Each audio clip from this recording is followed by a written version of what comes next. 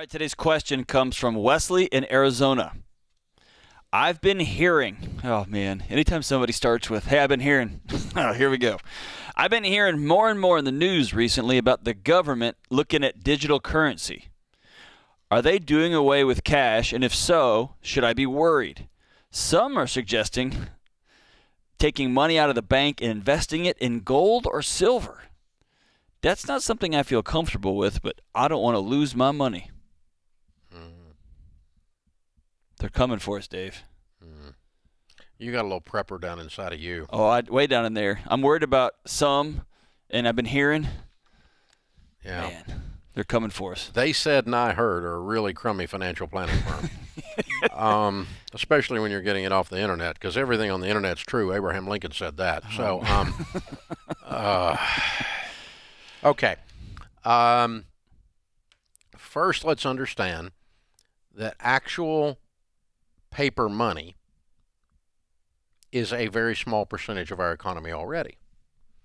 That when you Venmo someone, when you write a check to someone, when you use your debit card to someone, when you have an automatic withdrawal from your checking account to someone, 100% of the money that transferred was digital money.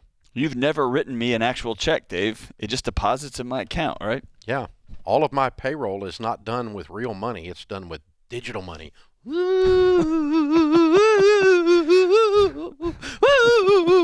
Cue the UFO music. Okay, so, dude, we're already, I don't know what the percentage is, but what would you guess? I mean, what percentage of our economy is paper money and what percent are digital transfers, as we just discussed? Just guessing, I'd say 95%. At least, yeah. Really high. In the high 90s, it's got to be. Our digital transfers, they're not. Here's what I know. I recently bought some concert tickets for like a bunch of us, and I had everybody pay me back. I still don't understand how to get Venmo from Venmo into my checking account. So I said, hey, you guys got to bring me checks. And I might as well have said, hey, I want y'all to all just wear your bathing suits over to my house for dinner. Like it was this, they looked at me like I was from Mars. And they all wrote checks, and they were all written in like they'd written them with their feet, like they didn't know how to do it. Like little children wrote the check. Yeah, and Sheila was like, man, I don't know how you have what friends. What grade did they graduate from? Wesley, you and me, brother, we can count our silver coins when it all goes down out the woods. So really, my point is to do away with cash and coins would really not disrupt most of the economy. Most people, most of the time. Most people, most of the time. I mean, I was in the gas station the other day, and a guy bought a pack of gum with his debit card. Yeah. And I'm like, really? You don't have $1? I mean, you don't have $2? I mean, because people just, I mean, especially depending on your age group, right? Old fart like me, I've always got a couple of $100 bills. I got a redneck emergency fund. There's always $1,000 in hundreds tucked somewhere in my clothing, right? But oh my gosh, but young people, they're just like, oh, it's all digital. So we're not making fun of you. We're just pointing out that digital is already very much a way of life, and so don't panic. And no, there's no credible indicators that the government is going to do away with paper money.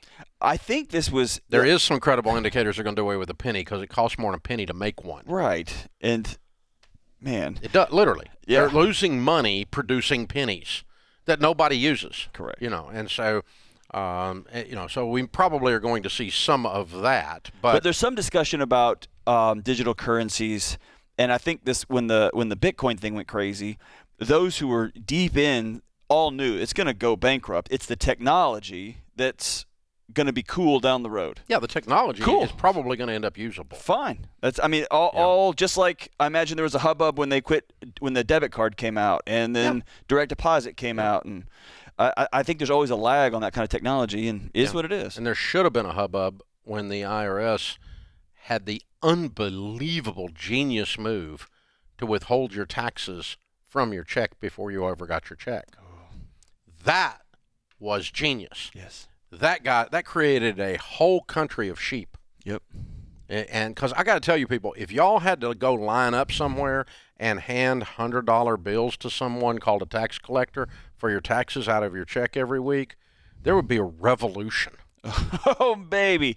There would be like pitchforks and burn the monster. I mean, it would be, torches. Can you imagine? Oh, That's how genius this transfer idea is. hey, we'll take care. We got you. Yeah, it's a low friction. We're going to make this easy for you to pay your taxes, and then you can just go to sleep, and we will take all your money. Well, I remember during COVID when they said, hey, we'll just deposit it for you. Yeah. And I thought, oh, if they can just put it in there, they can just take it out of there. Oh, there you go, paranoia. Oh, yeah. There you go. Yeah. I told you there's a prepper down in there. Oh, he's way down in there, but he's there. But, hey, and I've talked about this on the show before, Wesley. For those of you thinking about investing in gold or silver, here's the reality. And this comes from a great quote from one of my closest buddies who works in banking there in Texas. If it actually all goes down, if we are trading coffee and bullets, we have this idea that our lives are going to go on as they are. Like we're going to go to the gas station in our car on the way to our jobs, and we're going to hand a canister of bullets and coffee in exchange for the gas. If we get there where we are trading gold coins, Yep. your neighbor will have already shot you for your water, and you will have already, like, you're eating pets. Like, everything is different at this point. And so we stop falling for the, when it all goes down, you're going to want to trade gold bullion for your... For It's what? not. It's not. It's not going to work that way. There's no failed economy in the history since the Roman Empire that has used gold as a method of exchange because of a failed economy. No. Never once. And if they find out Not you got it, once. they'll come get it. Not once. Right. No. That's not the hedge. Know your neighbors. That's the A hedge. can of gas, some new blue jeans, bullets and coffee. Yeah, that's the barter economy is what happens in a failed economy. And then a new regime comes up and they create new paper money with their face on it. Ta-da! This is the Ramsey Show.